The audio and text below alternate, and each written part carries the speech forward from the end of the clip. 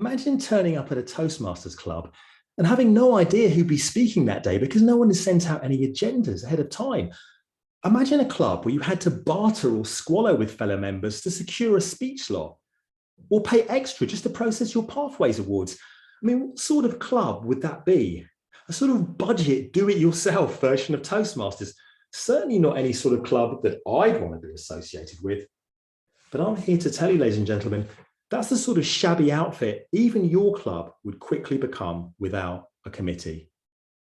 Because as we all know, the difference in quality of experience between Ryanair and Singapore Airlines can be summed up in one simple word: service. And I'm here to convince you that everyone should make joining their club committee part of their Toastmasters journey. And I'm here to appeal to your head, logos, to your conscience, ethos, and to your heart, pathos. So, logos, what are the hard-headed reasons for you to join your club committee? Now, as immediate past president of a central London club, you're probably expecting me to tell you about wanting to overcome significant anxieties. Well, you'd be right. But if you then went on to assume that these had to do with my stage fright, I'd say, oh no, I love the stage. What I was afraid of was the backstage. Let me explain.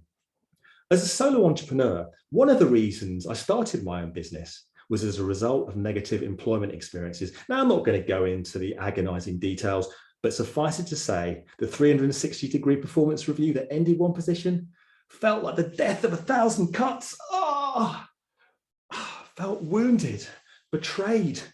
I felt it was hard to trust. So the idea of volunteering to be embedded in a corporate leadership team for a year with a bunch of unvetted randoms, frankly, gave me the heebie-jeebies. So as you can imagine, having been sworn in as club president in May 2020, the enormity of my decision started to sink in. The year seemed to extend out ahead of me. Delegating tasks, difficult conversations, office politics. And breathe.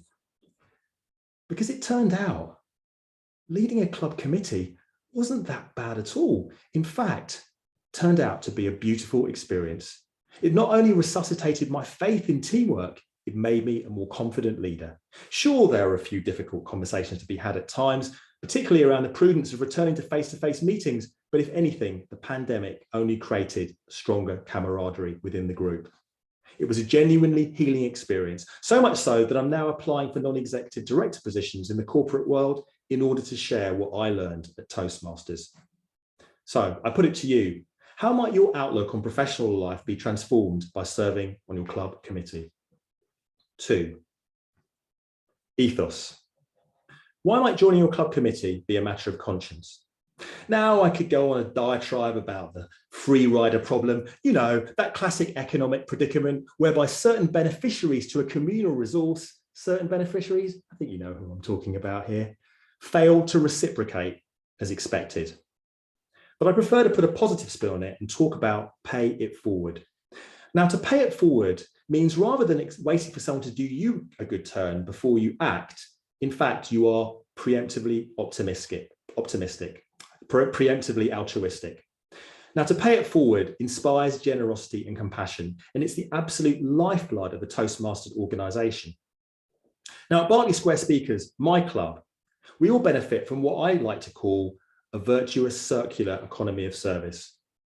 That means that I benefited from the service of members that some newer members have never even met, like ex-President Tom, who as VPM processed my membership application in May 2017. Or ex-President Ashleen, who was BPE, processed my speeches and fielded endless and incessant, probably quite annoying, easy speak password reset requests. Sorry, Ashleen, those guys definitely paid it forward. Then they benefited from the service of my committee during the pandemic. We're now all benefiting from Lily Bai's committee. And as we speak, a new committee is being formed under President Chris Binns. And next year, the whole process will start again. And so it goes. So, to any long-standing members of Toastmasters, I implore you, join us in this beautiful, virtuous, circular economy of service. 3, pathos, matters of the heart, because I don't want to make out that this joining the committee lark is just about dutiful sacrifice and we're all a bunch of selfless samurai. No, I'm commending joining the committee to you because it's fun. Co-creating a club vision, organising club socials, the banter on the committee WhatsApp group. The committee is where you'll have the most intense interactions with fellow members and forge the closest bonds. Ex-co-VEP Julia said of her time on the committee, I had more interactions with fellow members in 1 year on the committee than I'd had in the 5 years before that. And she's not atypical. What I remember most about my tenure was that beautiful afternoon, sunny afternoon in July 2021. I was basking not only in the sunshine, but in the adulation of my fellow members. After a hard year as president, I'd received the Hall of Gifts, a beautiful, heartfelt toast and a hilarious roast. And as I looked round at the members, particularly the committee members, the aforementioned unvetted randoms I spoke about in the intro, I realised that here were some fine individuals who had stepped up, rallied round me to bring the club vision to fruition. And we'd worked together to leave our club even stronger through a pandemic. Amazing. And I don't want any member listening to this speech to miss out on this absolutely unforgettable experience.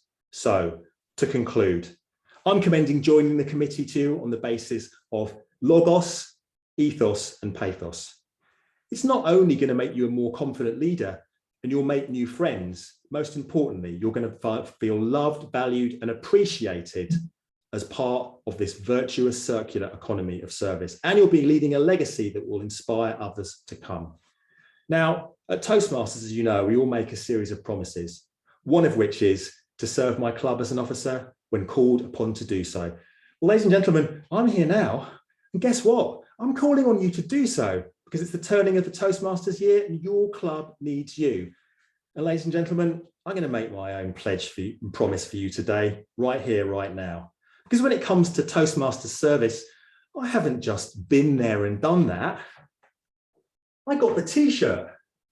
So I promise you, to anyone, if you decide to pay it forward, you will definitely